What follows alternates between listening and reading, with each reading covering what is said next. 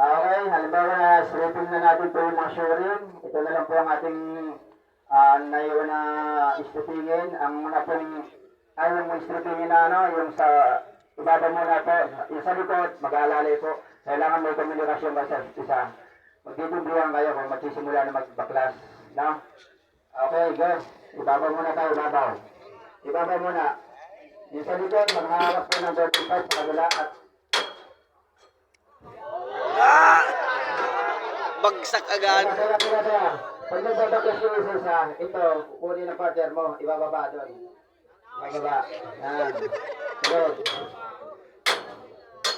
Okay, yan.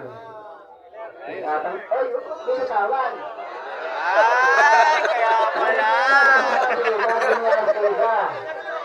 At hintayin mo muna, bago matanggal to at sa likod, kailangan matanggal yung kabila.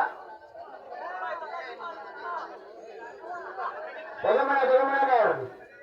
Bago kayo pumunta dyan sa pangalawang wheeler natin, tanggalin nyo muna yung isang set ito. Harap at likod. Yan, ganyan. Kailangan lagi na yung materialis natin. Halimbawa kung nasa taas na tayo, may wapo natin yung pagkahulog. Ayan, sumablay na, di ba? Dapat lang, kung sa sigilip na tayo, kailangan nakahuli at ilalagay mo sa baba. Kung ito, sa baba, no?